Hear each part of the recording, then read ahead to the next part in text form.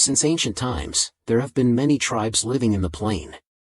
Among the tribes living there, humans and demons were the two strongest ones. However, these two tribes always fought each other to gain the resources of the land and suffered heavy losses for both sides for thousands of years. To restore peace and reduce the damage for both sides, the human tribe proposed a peace treaty. The queen of the demon tribe agreed, but that was also the start of our story. In a desert in some world, a dangerous level B monster, an octopus with a curse, was roaming around. Then, without warning, a guy with a main character that was quite shin, came with a punch that sparked fire. He used the ancient fist technique of fire explosion to try to smash the monster. But maybe because he didn't have the aura of the main character, the punch didn't cause any damage and even made the monster angry. It turned around to slap him with a blow that would end his role. But luckily, a sword chi from somewhere appeared, cutting off the arm of the monster into pieces like cutting sausage. It was just in time to save the guy, who was a girl with purple hair and a pair of eyes that were cold and emotionless. Going back to the octopus monster with a curse, it seemed to be unfazed by what happened. It immediately used its innate ability of octopus regeneration to heal its arm. In short, this purple-haired girl was probably not very impressive either. While the two side characters of ours didn't know what to do, a voice rang out. If physical attacks don't work, then try this. A boy with a magic spear in his hand was performing a magic circle. The boy with confident eyes cast a magic attack directly at the monster. The chains from his matrix flew out, wrapping around the body of the monster, making it unable to move. The ultimate move was called the 9-segment chain. Next, he pointed his spear to the sky, summoning a thunderbolt from the ground. Following the chains, it hit the monster directly. It became a squid. At this point, I'm not sure about the author's eyesight when he called this monster a squid, but whatever. After burning the monster, both the guy and the purple-haired girl breathed a sigh of relief. They thought it had eaten a lot of monsters in this wasteland, so it was so powerful. However, the boy who cast the magic didn't relax his guard, because he knew the monster was not dead yet. There was still something else in its body that was about to be born when the host died, a level S parasite, but it looked a bit stupid as soon as it crawled out of the host's body. It immediately attacked the three friends of ours, a red energy beam that it immediately fired, aiming at all three of them, but maybe its accuracy was not high, so it missed the target by a lot. However, the power was undeniable. The guy and the purple-haired girl were a bit bewildered by this strength, not knowing what to do, when from above, a dark shadow covered the battlefield. A shadow of a demon was blocking the sun, coldly watching them. The parasite immediately launched an attack on the shadow above. The demon above didn't flinch at all. It immediately shot out a dark energy beam, aiming straight at the monster's attack, and the power of this attack was really huge. A monster's attack was like a small ray of light swallowed by the dark energy. The dark energy continued to rush towards the monster, finishing it off with a loud explosion, dust flying everywhere. The magic boy had to use a magic shield to protect his friends from the rocks hitting them. At this moment, he was really shocked by the terrifying power of the attack just now. The magic boy looked worried and thought to himself that this was trouble. From the ashes and dust that were rising up in the sky, the image of the demon became clearer and clearer in the dust. The demon stepped out of the dust was a beautiful and confident female demon, with a curvy and attractive body. The female demon smiled smugly, mocking that it was like taking something out of their pocket and they also needed their queen to come or what. Then, the female demon approached the boy, using the same magic as before, with a teasing gesture, and said to him, "Maybe I really have a lot to teach you, only then you can truly become the king of this kingdom." The boy was embarrassed and shy, thinking to himself, but anyway, he was also the ruler of this land. And honey, that demon was the demon queen Isobella who came back from the past. Somewhere in a city of reality, in an apartment, a gamer had just finished a game. He was our main character. He planned to stay home and play games all summer, but fate had chosen him for another mission. He was tired, and fell asleep. When he opened his eyes, he realized that Isobella was standing in front of him. He panicked and asked who Isobella was and where he was. Isobella looked a bit annoyed, as if she was not satisfied, and answered him impatiently, "You idiot, of course this is not your home." "Oh my god, what the fuck, you're dreaming." Our main character tried to slap himself to wake up, but the life around him was twisted by the witch of the queen and the warriors of Isobella. They asked the witch, "Is this the one in the prophecy?" The old witch answered, "The legend says that the one who wears the magic ring like the queen's is the chosen one." At this point, our main character took out a ring that looked expensive and asked, "Are you talking about this ring, huh?" Isobella looked at the ring. She also raised her hand. On her hand she also wore a ring similar to the one that the main character had and said, "It's a ring that looks like mine." At this point, Isobella angrily grabbed the collar of the main character, maybe because she was disappointed, because the chosen one seemed a bit useless. She asked him, "Where did you get this ring and do you know anything about it?" The main character bought the ring at a dollar store. "I guess I should buy one too." Isobella was also speechless about the origin of the chosen one. She did not believe that was the truth, turned to question the witch if there was any problem with the summoning spell or not. "Why did you summon this guy?" The old witch replied, "No, honey, the summoning spell is okay, it's just your bad luck." At this point, our main character finally spoke up and asked, "What are you talking about?" Isobella turned back with pride at the demon race and answered him, "I am the 7th descendant of the demon clan. My name is Isobella. Today is the day that I will sign a truce agreement with your human clan, but there was an incident. Lilian conspired with the human clan to assassinate the queen and take her power and replace her position by some way that Lilian created a weapon that could penetrate the magic armor of the queen and take away Isobella's magic. In an emergency, the queen was protected by her 4 guards, so she was able to escape to the castle." When Isobella was telling the story, the main character did not listen but thought, maybe this is a situation of crossing over to another world, so he must be the handsome main character as he thinks, with infinite power, and he will marry Isobella. He was really shameless and said to Isobella, "Why don't we hide in the mountain?" She immediately got angry with his stupidity. "Do you think we can run into the mountain?" The 2 servants also got angry and yelled at main character's face, "We just escaped from being hunted and came here. The castle has been surrounded. You, the chosen one, are the last hope, but you are so useless." While the 2 servants were scolding main character, Isobella's face suddenly changed. She looked very painful. She said, "I can feel the magic is fading."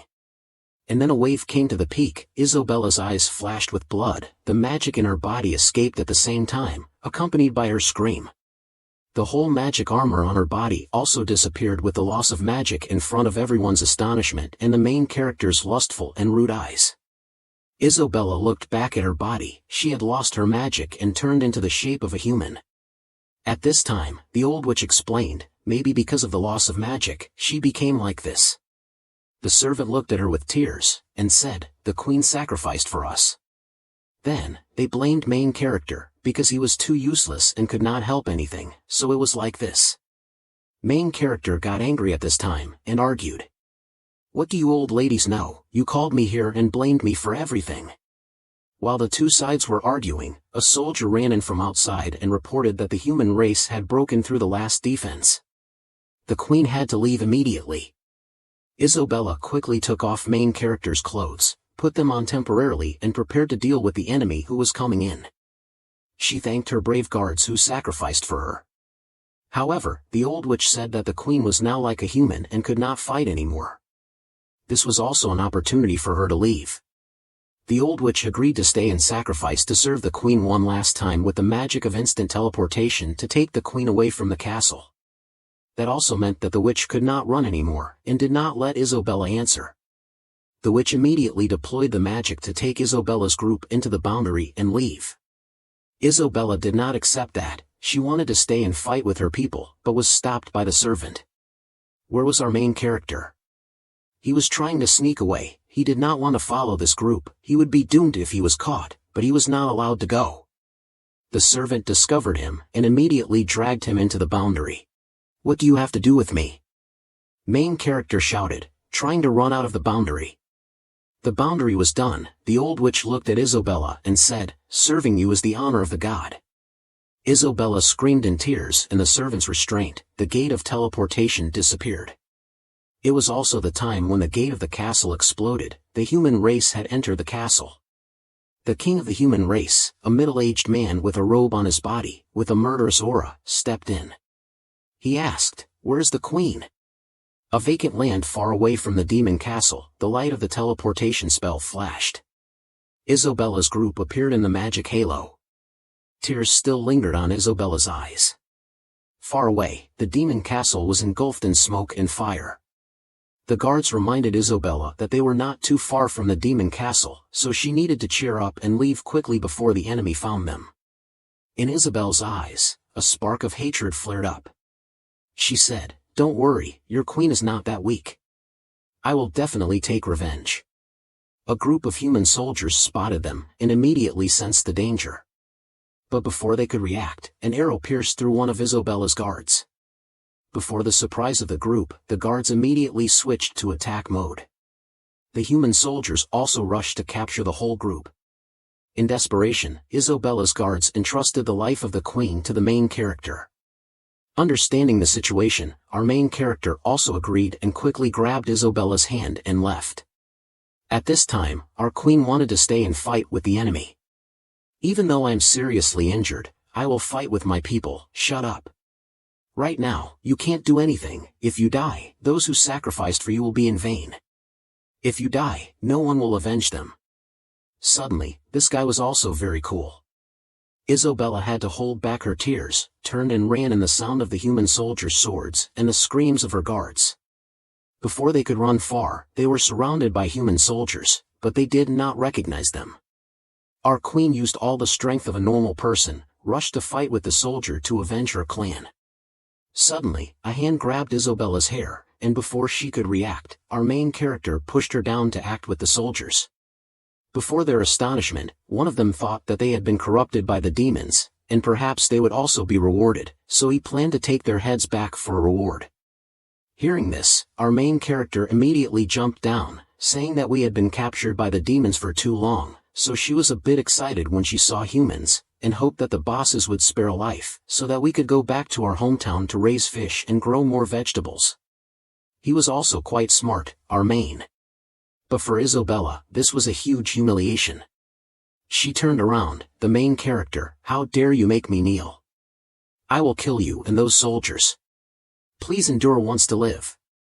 You can only take revenge when you are alive, so don't pretend anymore, okay?" After lecturing Isobella, our main character turned to the soldier and said, "Sorry, this girl was imprisoned for too long. I don't care. What I care about is whether your heads can be exchanged for money or not." They have been kneeling for a while, but they did not let our two friends say more. The soldier coldly swung his sword, intending to finish off the two. "Stop." A majestic voice rang out, interrupting the soldier's action, and he involuntarily turned around to see who it was. The person who came was a man wearing a battle robe, riding a white horse, and behind him was a whole army. The soldiers who were still smug just now showed fear. "It's the White Dragon Army. We are from the Red Dragon. What are you doing here?" the soldier shouted, trying to act calm in front of the White Dragon Army's momentum. The man on the horse, his eyes cold, said, "I heard everything you said just now. Kneel down and call your leader to come and see me. I will pretend I didn't see anything." Even so, the soldier of the Red Dragon still tried to salvage the situation. He said that White Dragon was not allowed to order the people of Red Dragon to be quiet. A sword light flashed, and the man on the horse pointed his sword tip at the soldier's mouth. He spoke softly, "Do you know who I am, how high my rank is, and that I can kill you here and now, no matter who you belong to?" "Yes, I understand, Commander." Seeing this scene, the main character thought to himself, "I'm really unlucky," and the soldiers who ran away met the leader. "What should I do now?" The man got off the horse and walked to the two people. Isobella had a majestic and imposing aura. She said, "I am Sophie, the commander of the White Dragon Army. You too, when were you captured as slaves?" Our main character immediately took out all kinds of letters and documents. He babbled, and was immediately warned by Sophie, "Answer my question right now, or I will kill you both on the spot." And then the queen said, "If you want to kill, then kill. Don't play games." Our main character was also speechless and thought to himself, "Going with this crazy woman, I might die sooner than expected." However, he still acted quickly and answered, "I was captured a long time ago, and the demons made me work as a cook. And this girl is my wife. she was also captured by the demon clan. Isobella's face was proud at this moment, and Sophie's eyes were cold and emotionless. She looked at our main character and asked, "Then why are you not wearing anything?" At this point, the guy remembered that he only had a pair of shorts since the beginning of the game. He said, "I was captured by the demons, and of course I didn't have any clothes to wear." "Why are you asking such a silly question?" Sophie gave him her coat and said softly to the two of them, "I will take you back." The bloodthirsty queen said, "Where do you want to take me, the ruler of the demon clan?" The main character quickly covered her mouth and received a burning hand technique. At this time, Sophie received a message that the Black Dragon and Red Dragon armies had retreated, and the White Dragon army was waiting for her order. Sophie turned to look at the two of them and said, "Come with me, it's like a blind man finding a straw mat." Our main character immediately agreed, despite Isobella's displeasure. The next day, our group arrived at the city of humans, which was called Eider. It was the capital of the human race, with a mild climate, abundant resources, and a strong wall. It had weapons and magic. While I showed you the majesty of the human capital, our main character took the opportunity to hug Isobella with his innocent and guiltless face. She said, "Why are you hugging me so tightly?" He said, "Sorry, it's my first time riding a horse, so I'm afraid of falling off." She said, "You're such a low-class person." The group continued to enter the city, and the people on both sides of the road stopped their work and stood solemnly to welcome the White Dragon army back. The atmosphere was very familiar to a human like the main character. He asked, "What's your name?" Sophie turned to ask the two of them. The main character answered, "Sima and Ibe." He couldn't let Sophie know Isobella's real name. She said, "What kind of weird names are those? Did the demons give them to you?" "How rude." He thought, "Sima is my name, and Ibe is beautiful. How can you criticize it?" They were talking, and the group of horses stopped because there was a group of people waiting for them ahead. Just by looking, Sophie knew that they were not good people. That group of people are the Tanbuji royal family. They have a smug look on their faces, with a hateful smile. They get off their horses and prepare to enter the palace. Sophia gives the order at this moment. Yenda and Isobella also see the group of people and guess their identity. Sima thinks to himself, "Are they from the royal family?" While he is whispering, the soldier next to him hears and reminds him, "Don't touch him, he is the eldest son of the Regent King." His position is higher than Sophie's. The Regent King is a group of people appointed by the king to assist in managing the country. Their power is immense, with a strong army in their hands. What is so scary about that? If I hadn't lost my magic, they wouldn't stand a chance against me. While Isobella and the soldier are chatting, Sophia walks over and greets Tanbuji. "Hello, Mr. Tanbuji." He replies with a disdainful look and a sneer, "The White Dragon people? I thought it was my father, I even prepared servants and flowers. What a waste of my effort." Ignoring Tanbuji's rambling, Sophia asks sternly, "Why did you send us to sign the peace treaty, but you arrived before us?" "That is the king's will, to kill the queen of the demon clan. How dare you question the king's decision?" Tanbuji snaps back, getting closer and raising his voice. Safiat says, "I'm just curious, I don't know if it's the king's decision or the regent group's." While the two are arguing, a gentle and polite voice breaks the tense atmosphere. "Is it my father?" Sophia turns around. It is Sophie's father, the teacher of the current King Uzonida. "Oh, it's Mr. Tomato Tanbuji. You don't do your job, why do you come here? Or do you come here to interrogate the regent group?" Gurita answers calmly, "I came here to pick up my son, Kai Hong, and go back." At this time, our main character sees the appearance of Guzoida. He asks the soldier next to him, "Who is that man, the general's father?" "Yes, Mr. Guzo is the general of the empire and also the closest person to our current majesty. He can be seen as the opposite of the regent group, because they have different political lines." Isobella sighs, "Humans are ignorant, they always fight with each other." While they are talking, a loud noise echoes everywhere. The city gate opens again, this time very grandly. "My father is back, the regent group is back," Tanbuzi says with a smug face. Our group also turns their heads and looks at them. The regent group, the city gate opens. A group of horsemen enter the capital with the cheers of the people.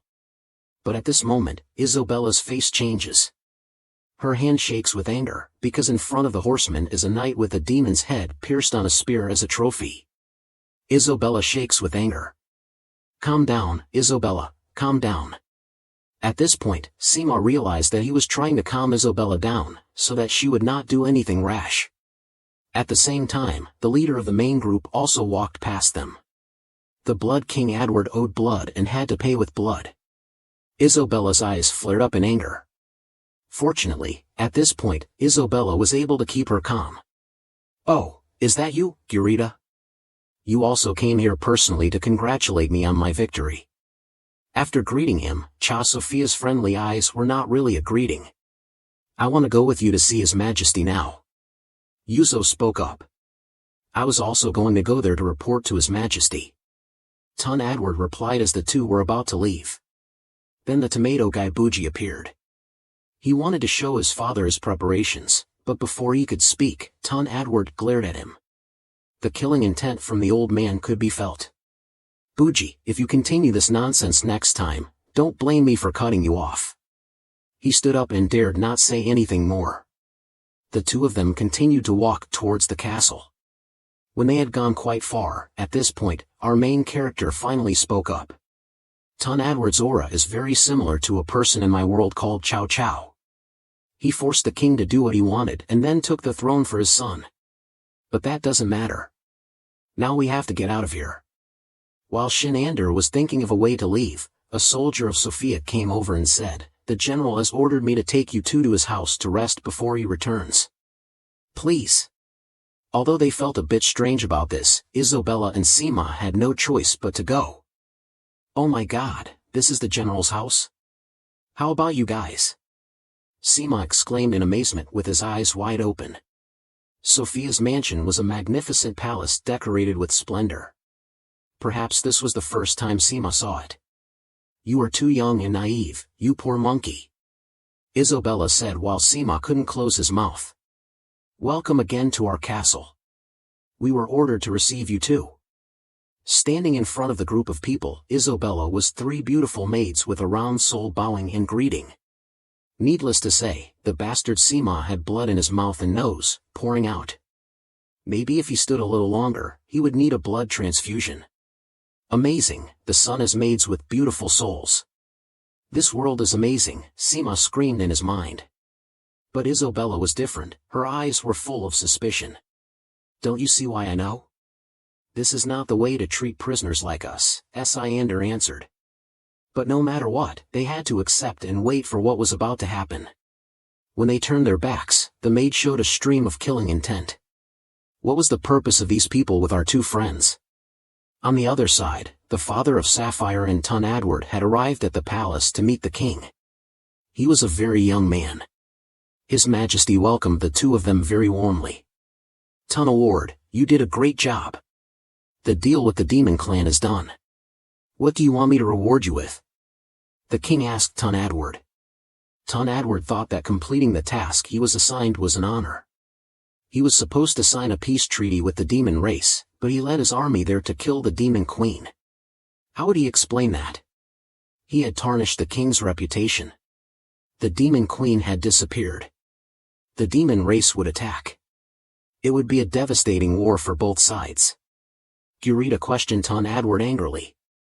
The young king did not want things to get worse, so he said, "Master, perhaps Tun Edward has his reasons." At this point, Tun Edward spoke up. "Your Majesty, please allow me to explain my reason. It is because I received a letter from Lillian, the right-hand woman of the demon queen. She had obtained the agreement of most of the demon race, and if we helped her overthrow the demon queen Isobella, she would lead her people to form a lasting relationship with the human race. Now she has been accepted as the successor of the demon queen." Tun Edward took out a letter and offered it to the king, saying, "This is the agreement that I signed with the new demon queen." A servant brought it to the king. The king read it and became very excited. He immediately praised Tun Edward, "You did very well." However, Sophia's father thought that the Isobella family had ruled the demon race for a long time. If what Tun Edwards said was true, then there was clearly a problem here. He did not finish his words, when the king interrupted him and declared that the regent group would continue to perform their duties to Tun Edwards' satisfaction. And disappointment showed on Gurita's face. Back to Isobella's group, they were at Sophia's house. Isobella was soaking in the bathtub. However, she was still worried about her fate. Because now even if she went back, no one would recognize her. And Shendo was also lost in thought about how to get out of here after witnessing the bloodshed of this world. He did not want to stay, but how to go back? Would dying help him return to reality or not? He was not allowed to do that. How stupid. Anyway, the ring was very important. He had to keep it. He thought so and put it on his hand while struggling. Then he heard footsteps behind him. Oh, the general has returned. Sophia was waiting in front of Shenda. Sophie's cute little elephant was standing in front of our main character, along with a muscular body and the scars of war, making Sophia look like a god in front of the main character. At this point, Shenda's face showed a strange expression. What the hell? He knew he was sad, but Sophia still calmly stepped into the pool and soaked with Shenda. Damn it, did this guy have any bad intentions towards him as Isobella had said? While Shenda was still trying to calm himself, Sophia seemed to think that it was normal for two men to bathe together. He washed himself and kindly asked Shenda, "Are you used to this place? What is this attitude? What are you planning to do, you guys?" But that was only Shenda's thought. He still tried to answer as calmly as possible, saying that everything was fine. Sophia still took a shower as usual. While showering, he said, "That's good, tomorrow I will take you to find your relatives. However, the information is too little. Do you remember anything else?" At this time, Shenda's face was a bit tense. Could it be that he wanted to use this way to expose us? Thinking that, but Shenda still answered, "Because of being captured for too long, the memory is no longer clear." At this time, Sophia's face was a bit sad. He said, "I have a younger brother, his name is Sophie. He was captured by the demon clan when he was 12 years old. Do you know anyone like that?" Immediately, Shenda raised his guard. He hurriedly said, "There are many slaves there. I can't know them all." Sophia was a bit disappointed when he heard the answer. Shenda also realized that he did everything to find his brother. He hoped that his brother was still alive, so that we had a chance to reunite. He had been hoping for the agreement to be signed so that he could find his brother again. But the recent incident, the Demon Kingdom had a new queen. What? Shenda was surprised by the information that Sophia had just told. You said what? You said the Demon Kingdom had a new queen. The traitor had taken power. I need to report this to Isobella in the court. My father and the Regent King are two opposing forces. The Regent group had wanted to get rid of him for a long time. With this situation, it is hard to know where my brother is now. But anyway, I can't give up. You are right, you are a good person. I believe that your wish will come true." Sophia looked at Sayadaw with some gratitude for what he had just said. At this time, Sophia approached and put his hand on Seema's shoulder and said, "Thank you for your encouragement. From now on, don't call me sir anymore, just call me Sophia." Again this attitude. "Spare me, brother. I have a wife already." "Spare me," Seema turned back. The room still remembered the scene just now. The guy muttered, "Isobella was right. He has a purpose." The maid interrupted Seema's thoughts. "We're here. This is your room." "Thank you, miss. I'll go back." At this time, Seema only saw the maid leave, while looking at the girl and thinking, it would be great to have a girlfriend like that. Her eyes and nose are very tempting. So Seema didn't notice. There was someone in the room who pushed the door in. It was Isobella. She was changing clothes in the room of this lucky guy. Immediately, his nose and mouth bled uncontrollably. "What are you doing, Isobella?" Isobella noticed this old goat and immediately rushed to close the door. "You idiot, don't call my name out like that. We are being watched." "No way, I just came back from Sophie's place, not Sophia but the maid girl." Isobella answered, "I have observed her attitude since we arrived here. So we have to be careful. At this time, Seema remembered and asked Isobella, so why are you in my room? It's because you said I was your wife. As he said, Isobella raised his hand to reveal his magic ring. While the two were talking to each other, Isobella sensed a noise outside the room. Actually, Sophia's maid was standing outside and listening to what they were saying, with a very suspicious attitude. To distract, the maid outside the room of Seema and Isobella deliberately made some noises to make her hear. At this time, she was satisfied and left. Although the eavesdropper had left, the main character still teased Isobella on purpose. She immediately changed her attitude and told him to shut up. She said that if he continued, she would teach him a lesson. But he was stubborn and kept going. At that point, she didn't need to say anything more. She punched him in the mouth with a powerful fist. And that was how everything was resolved. Don't mess with women, I advise you guys. Tonight, you sleep on the floor, I sleep on the bed. Remember not to do anything funny, or I will erase you from this world. When the two of them settled down, Seema asked Isobella, if you can summon me here, can you send me back? Isobella answered, I don't know how to do that. Suddenly, Seema remembered something. It was the magic ring. He thought that with the rings of both of them, he could go back to his world. He immediately borrowed Isobella's ring. Seema put the two rings on the ground. He believed that with both rings, he could return to his world. And he was unwavering in his faith. Since when did a mortal know how to chant? And as expected, 10 minutes passed, and the main character was still standing there, clueless. He wondered why it didn't work. He continued to rant that Isobella had cursed him so that he couldn't go back. While Seema was still babbling, our queen had fallen asleep. Her beauty in a moment made Seema's heart beat faster than usual. This beauty also made him forget his desire to go back. She was also a lovely girl on Sophia's side.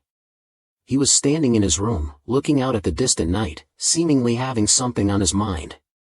At that time, the maid came in. Hello, master, Sophia turned around and asked the maid, did you follow them?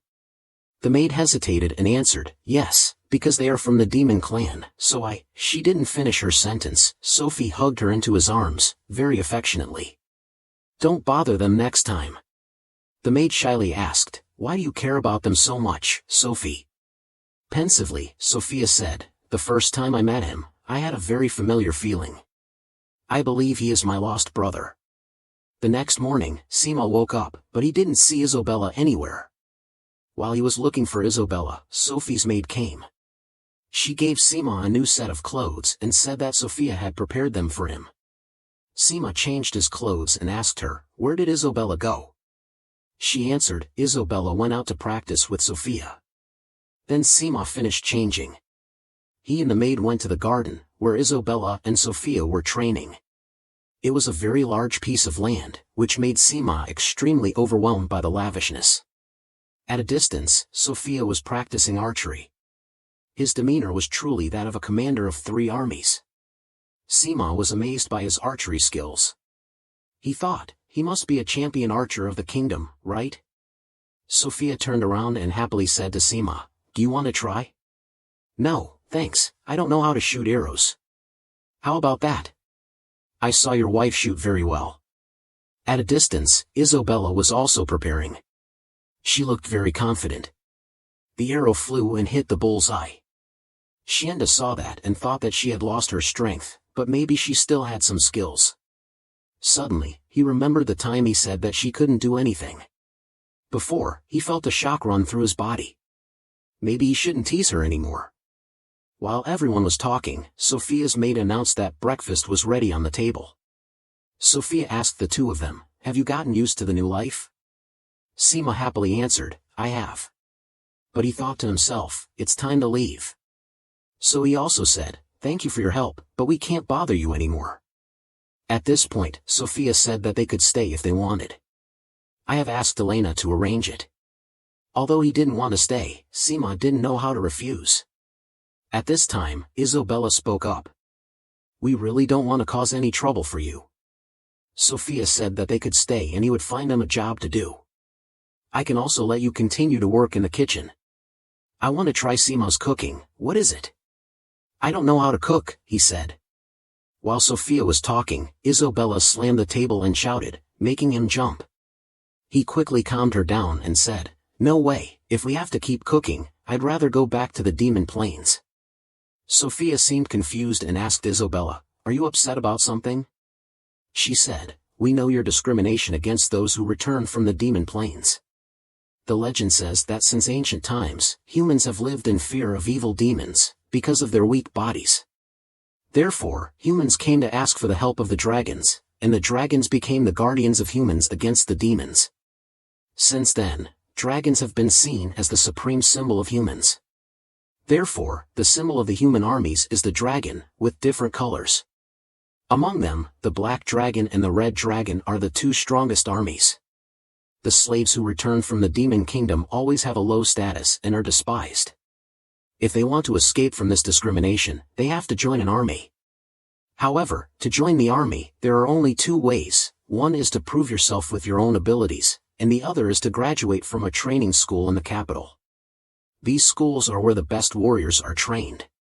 People say that the principal of the best school has lived for 500 years and he knows all kinds of magic.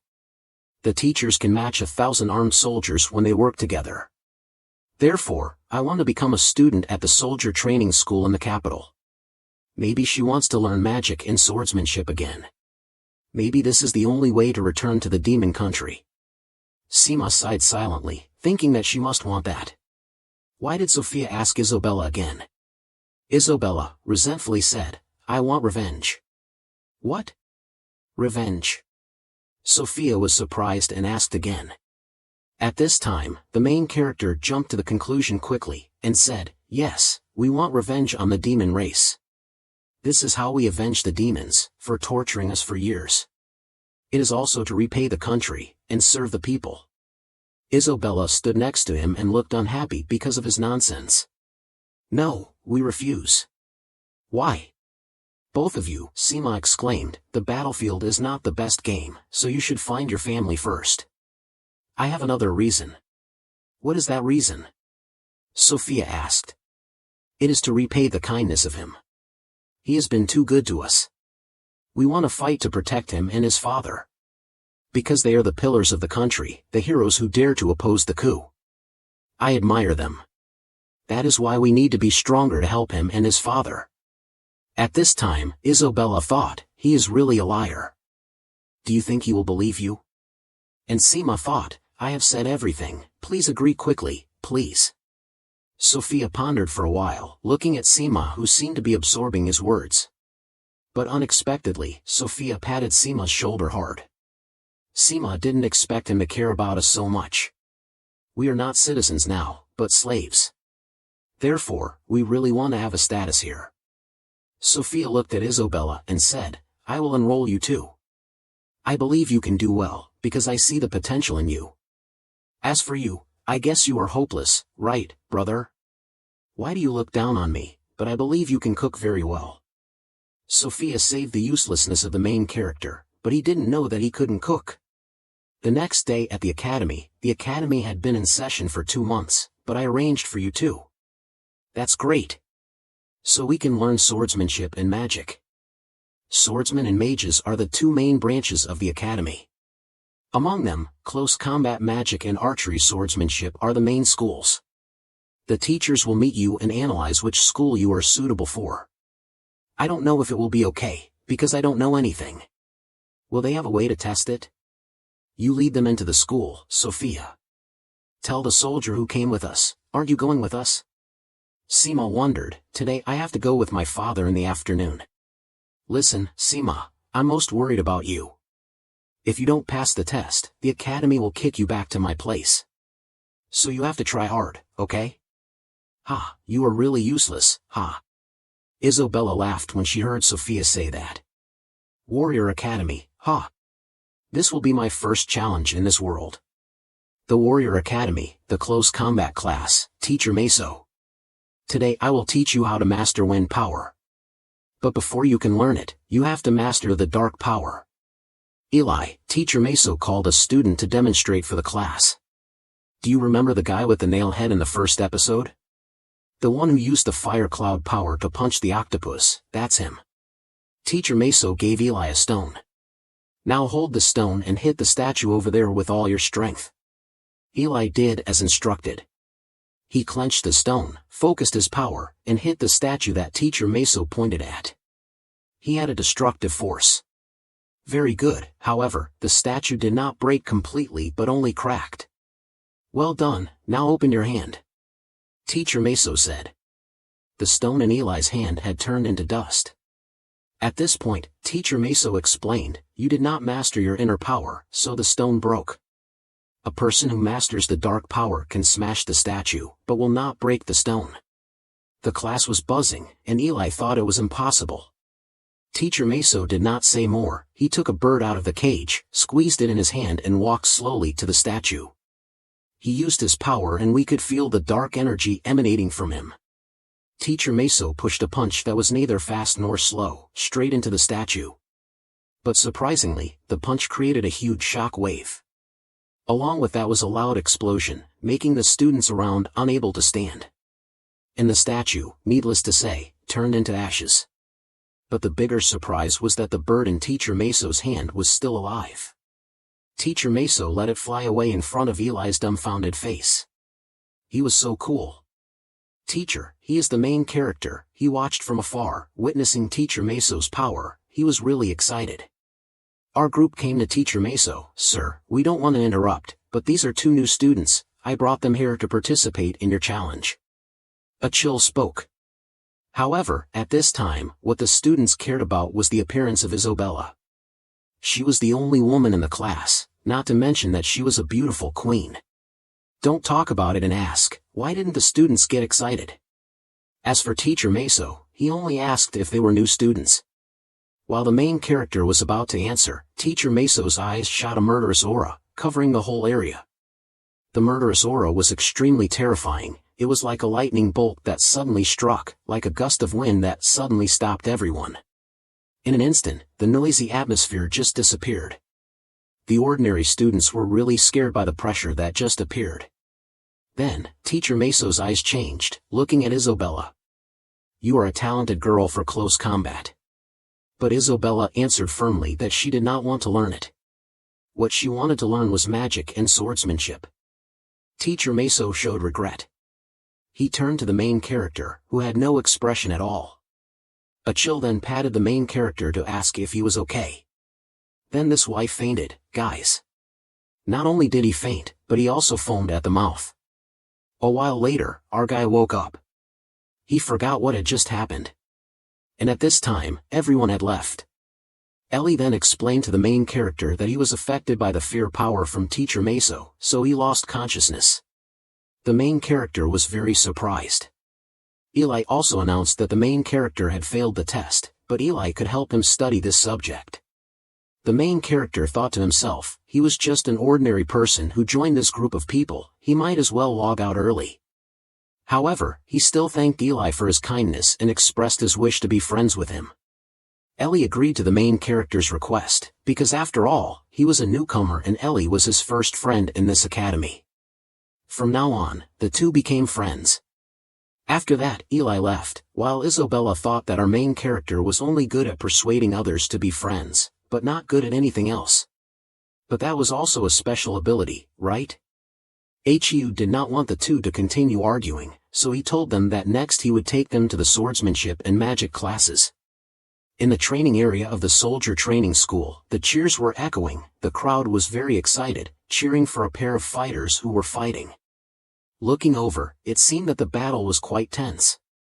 It turned out that it was a battle between the swordsmanship teacher Janava and the magic teacher Ic. Ic was very angry because Janava's students took over the training area. Ic kept throwing consecutive green magic spells at Janava. Janava dodged and said that if Ic wanted to use the training ground, he had to report in advance, not to start a fight. And so, the two ladies fought each other with their skills. As for the students outside, they were also fueling the fire by cheering for the two teachers fighting. Among them was the tomato boy of the Prime Minister. However, in the crowd there was still a student who did not show any emotion, quietly observing everyone. In my experience, this young man seemed dangerous. While the two ladies were fighting their best, the students cheered. Then an old man with white hair appeared. This interface was definitely a master. The skills of the two ladies collided with each other violently, energy splashed everywhere. Among them, a beam of energy accidentally flew straight towards the old man, sweeping the floor.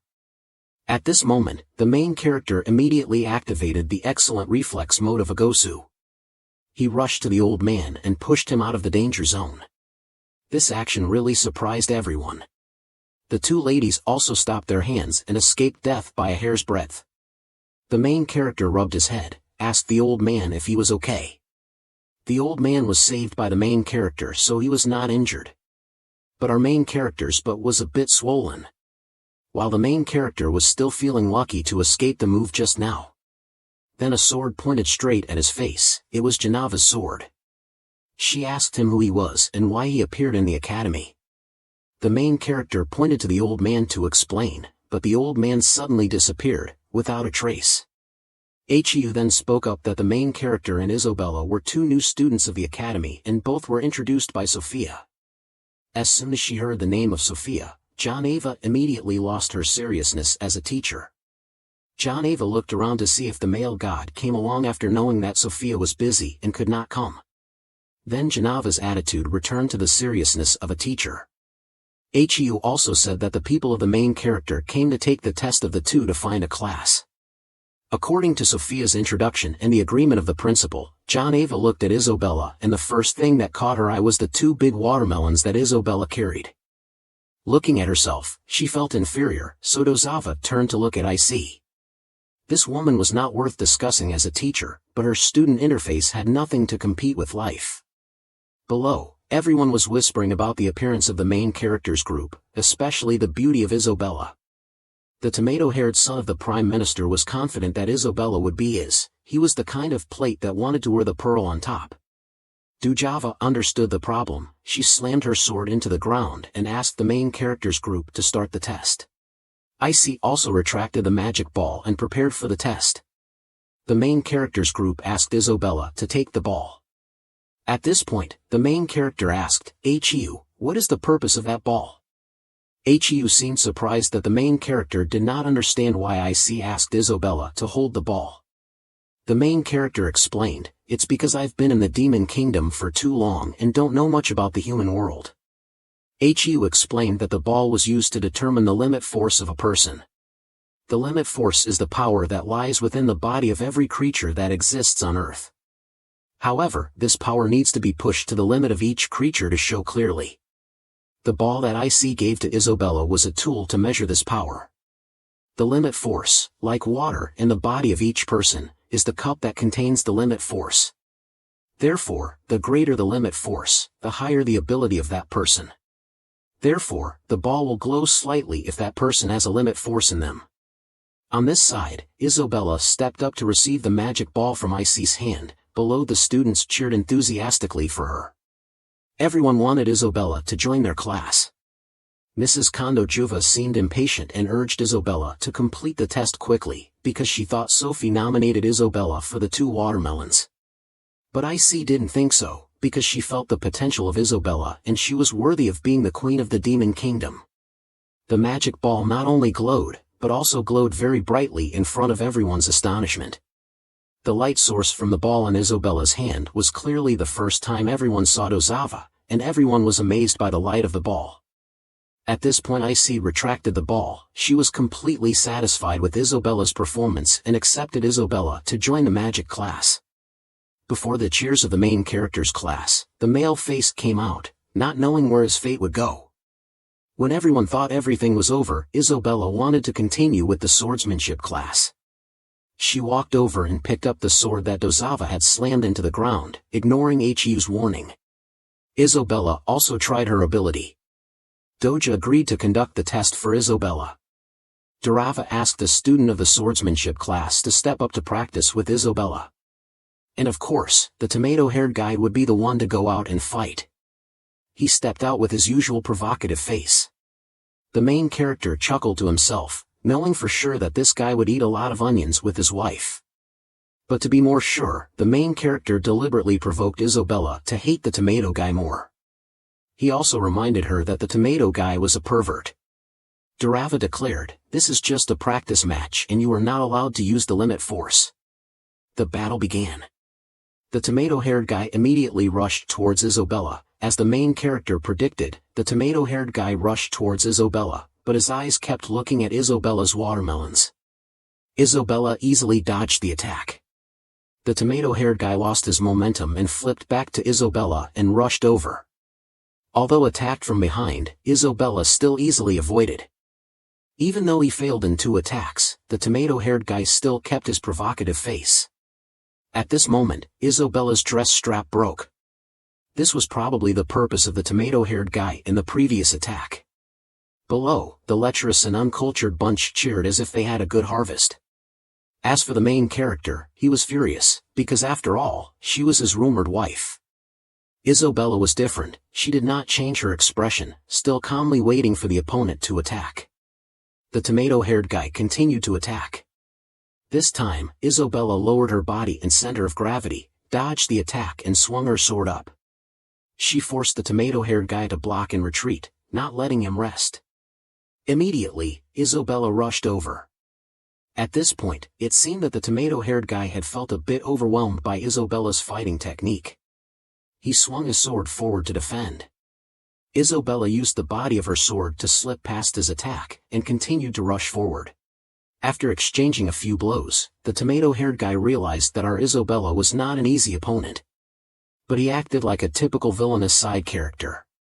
He continued to rush to Isobella, but just like the previous times, Isobella easily dodged his sword, and counterattacked to push the tomato-haired guy away. Even though she had no magic, the queen was still the queen. Isobella turned around like a flower with a sword in her hand, and went straight to the tomato-haired guy, putting him in a difficult situation. And of course, with the cowardly appearance of the tomato-haired guy, we were not surprised when he decided to cheat. He immediately activated his limit break, which was forbidden from the start. He swung his sword hard at Isobella, pushing her away. Wasn't this action too despicable? The main character standing outside also became worried about the outcome of the match. But on the field, the tomato-haired guy did not stop, but continued to rush to Isobella. He released his sword energy. Perhaps he was ashamed and angry, so he wanted to kill Isobella right there. In the moment of danger, someone came from behind, using magic to block the sword's energy, to the astonishment of the tomato-haired guy. The person who came was Loyan. Loyan caught Isobella, in the style of a hero saving a beauty, a prince holding a princess. When the two were safely on the ground, Loyan asked Isobella if she was okay. When Isobella and Loyan were looking at each other, the main character immediately patted Loyan's shoulder to thank him for saving his wife. Loyan and everyone else were quite surprised by the information that Isobella was the wife of the main character Durava. Only then did they question the tomato-haired guy, why he used the limit break when the rule from the beginning was not to use it. The coward said that he had to defend himself, a student of the Warrior Academy, who had to use the limit break to protect himself from a commoner. Then you are really useless. Icy said sarcastically. Then she also introduced to everyone that Loyan was the best student of the magic class. And Isobella would probably be a big opponent of his. At this point, I felt sorry for the main character. His wife was beautiful, but his body was useless. At this time, Durava asked if Isobella had learned the skill of spinning the sword like Garen and LOL from Master Machi. Hearing the name Machi, the students were surprised. No one did not know Machi with the reputation of being a sword god. Durava was also a student of him, so she could recognize that the technique just now was from Machi. Isobella also thought that the sword path that Durava used when fighting with Icy was probably stronger than Machi's spinning technique like Garen. Durava also decided to accept Isobella into her sword art class. The sword art students also cheered. Of course, except for the cowardly tomato-haired guy. Main character also said that Isobella's ability to attract was not inferior to his. He said, "She is my wife, after all. If you mock her, you will get beaten." On the other side, Icy and Durava started to compete for this excellent student. While Isobella had not decided which class to join, the two teachers had already started to argue fiercely and prepared to fight each other again to see who would get the talent like Isobella. But hey, what about the main character, the super main character of ours? Everyone ignored him. He was so bored, the main character also wanted to be challenged. So IC gave him a magic ball to test, but as expected, the magic ball did not light up at all, even though the main character was very excited. IC then explained that she let the main character try with the ball to let him know that he did not have any limit power, nor any talent to join the Warrior Academy. Below, the students laughed, mocked him as useless. Durava also said she could teach him sword art, but if he did not have limit power, he could not win against other people who had limit power. Main character left in the mockery of the students. The atmosphere became very gloomy. Main character was sad to accept that he had no strength at all. Below, the students kept mocking the main character, the tomato-haired idiot, also kept calling the main character brainless, and the academy was not a place for him. Main character also remembered before Sophia stopped him from entering the academy, maybe because Sophia also realized he had no limit power. Isobella could not stand it anymore when she heard the tomato-haired guy constantly cursing the main character. She immediately challenged, "If you dare to call the main character trash one more time, you will know my hand. He is my husband, after all. If you mock him, you deserve to be beaten." At this time, the main character also took the opportunity to hug Isobella and affirm, no matter how useless he was, his wife was very strong. He said, "My wife will protect me." Isobella was not angry anymore, but she just shyly said, "Main character, go away." Main character gently looked at Isobella. He hoped she would stay at the academy and he would support her no matter what she did. Seeing the main character leave, Isobella was also a little sad, but I don't think that the main character of ours is useless. You will be surprised. Main character continued to go with HU to find a suitable class for him in the academy. They came to the blacksmith class. Here, it looked like a drawing class. The head teacher of this class was Master Marin, a tall man, with a bald head and a beard typical of a blacksmith. HU told Master Martin the whole story and that the main character was a human who was captured by the demon race as a slave. At this time, Master Martin understood the main character's story. He thought that even if he had no power, if he tried hard, he could become a talented blacksmith. Because in this world, blacksmithing is not a normal profession like other professions. The blacksmiths can forge anything they want, as long as they have enough alloys, crystals and gold, then a blacksmith can create anything. After speaking, Teacher Marin took out the pen he carried with him to give an example to the main character. He saw the pen transform in the teacher's hand, and then the teacher drew a sword on the ground. After completing the drawing, the teacher shouted, "Awaken!" Immediately, the drawing moved and gradually materialized into a real sword. The main character was speechless at the miraculous thing that just happened. He suddenly thought that if he could create a sword, he could surely create a gun, not to mention that he didn't need to have a limit force to learn the art of forging, because the crystal itself contained magic. Moreover, Teacher Martin's pen was even more special, because it was made from a special kind of crystal, which helped him create weapons from the air. Forging in this world was a despised profession, because all the people who participated in this field had no limit force in them. Therefore, everyone looked down on them, and their rank and role in the academy and in combat were very low. The only good point of this field was that it did not require the learner to have a limit force in them. The main character was very surprised that forging did not require a limit force. The students around him were angry, because most of the students in the forging class had no limit force. Perhaps this was the true love of his life. He immediately hugged Teacher Martin's leg, begging him to let him join his class. At this time, the main character's stage had arrived. He showed his painting talent, and he immediately drew the portrait of Miss Durava. The painting was so excellent that all the students in the class had to marvel. Teacher Martin was very pleased with the main character's talent. The classmates were also very envious. Clearly, the main character's talent had exceeded Teacher Martin's expectations. HU also added, "The main character is Sophia's acquaintance, and he hopes that Teacher Martin can accept him." Of course, the teacher will accept him as a student with such talent. But before becoming the teacher's student, he must remember the rules of the forger. They are, first, the purpose of forging items is to serve people and fight. The forger must not forge evil items that harm living creatures. Second, the forger must not destroy the creations he made, and he must not have any bias towards the creations he made. Finally, the forger must not create living creatures. Hearing these rules, the main character thought that Teacher Martin was a kind-hearted person, because he had set such rules for his students. He believed that he would not regret choosing the forging class again. He knelt down seriously. "Please allow me to join your forging class, teacher." Teacher Marin accepted the main character into the forging class, and also hoped that he would develop his talent to welcome him to the class. Teacher Marin specially gave him a crystal pen. This was the pen of the novice forgers. The pen, although a beginner's weapon, looked like real magic to the main character. The imposter had also found a class for himself on the other side of the city, inside the king's palace. The regent was urging the king to make a decision, but the king seemed reluctant to make a decision. The king seemed to be waiting for someone to come. At this time, Sophie's father and son had also arrived. The regent wanted the king to behead the captain of the Grey Team. The regent thought that the Minister of Agriculture was weak with the Eastern tribe, and the captain of the Grey Team was tributing food to them. That action was cowardly and needed to be executed immediately. But the king did not think so, and that was why the king delayed the decision to wait for Sophie's father and son to come.